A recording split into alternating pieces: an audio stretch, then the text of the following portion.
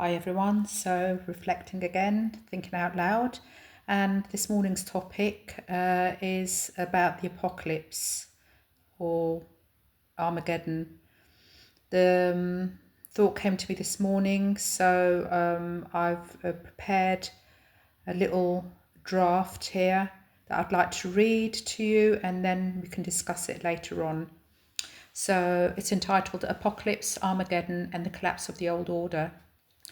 Many people today genuinely believe we are living in the end times, a coming catastrophe, a final war between good and evil, an apocalyptic destruction of the world. This belief didn't appear out of nowhere. It has been carefully handed down generation after generation, often through the church, sermons, and doctrine shaped more by power than by understanding. But here's the part that rarely is examined. The word apocalypse does not mean destruction. It never did. It comes from the Greek apocalypsis, meaning unveiling, revealing, bringing into the light. An apocalypse is not the end of the world, it is the end of illusion. The text that fuels most end times fear, the book of Revelation, is not a prediction of modern warfare or global annihilation. It is a symbolic coded work written during a time of extreme oppression. Its imagery, beasts, seals, trumpets, judgment, spoke in metaphor about corrupt power, empire, and spiritual awakening. It was never meant to be read as a literal forecast of the future. Armageddon is similar. It refers to Megiddo, a real place associated with repeated historical battles. Over time, it became a symbol for a decisive turning point, the collapse of an old order, not a final cosmic war that wipes out humanity. Early followers of Yeshua understood this symbolism. His message was about inner transformation, awareness, compassion, and the dismantling of false authority. The kingdom is within you was not metaphorical fluff. It was radical, dangerous language in a world built on hierarchy and control. But when Christianity merged with empire, particularly under Constantine and the machinery of the Roman Empire, the message changed. Revelation stopped being unveiling and became a threat. Fear replaced insight. Obedience replaced discernment. This fear has echoed down through the centuries. For the church fathers to the pulpits to modern end times theology, until many people today feel genuine terror about the future. Yet every generation that experiences upheaval thinks they are at the end of the world. What's actually happening now is far more profound. It is the collapse of the old order.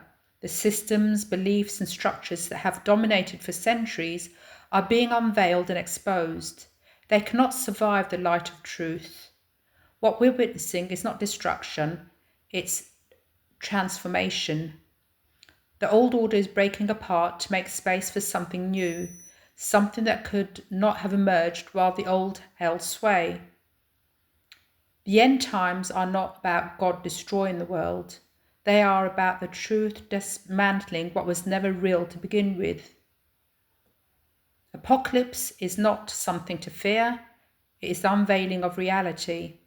Armageddon is not a battle to be feared, it is the decisive turning point where the old collapses and the new can emerge.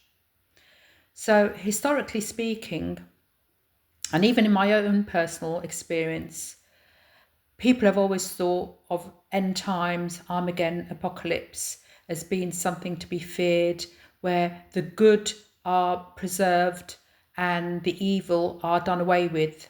But when we look at the origins of both the word apocalypse and Armageddon, we see that their original meanings don't mean that. And what happened with the church fathers and Constantine coming along, they merged state with church, and they basically used that as a control mechanism, so that the people were easy to mold and control. Because let's face it, you can control more with fear than anything else. So now, when I look at it, and from my own personal experience as well, I used to belong to the Jehovah's Witnesses. I used to be a Jehovah's Witness. I grew up as Catholic. And both those denominations really hold on to this image of Armageddon, Revelation, Apocalypse, and end times. And now people are interpreting what they're seeing going on around them as actually, this being the end times, and it's going to culminate in destruction and war and the four horses of apocalypse, and there's the famine and the pestilences and all those kind of things. That's not what it is. But you see, I believed that once upon a time in my eagerness to follow in an organized religion. Because if you think of it, the religions of the world, and in particular I'm talking about the Judeo-Christian religions, they are predicated on holding the population almost to ransom with a fear-like grip. And our Creator doesn't do that. The true Creator of all that is doesn't rule with an iron fist and with violence and with destruction. That happened in the Old Testament. Yes, that's true. The flood, the worldwide flood, or all the other atrocities done in God's name. That wasn't the true Creator. I firmly believe that Yahweh or Jehovah was a false god. And when Yeshua, Jesus, came, he was not referring to Yahweh or Jehovah as being his father. He wasn't referring to the Heavenly Father that he spoke of as being our Father. He's not our Creator. So really, this all stems from misinterpretation, control, and fear. And so what people are really waiting for now, looking at the world stage as it is now, they're looking at and misinterpreting and imposing, well, not the word is imposing, they're superimposing the book of Revelation and their interpretation of it as it's been handed down by generation to generation. They're superimposing that onto the world stage of today and saying, right, we're going to be destroyed, we're going to be annihilated, we're going to have like birds come to peck our eyes out, with the cadavers on the street and all those kind of fear-based things that, Revelation is misinterpreted, and people are looking at it from that perspective and believing that that's what is going to happen. That's not what's going to happen, because a God of love would not do that.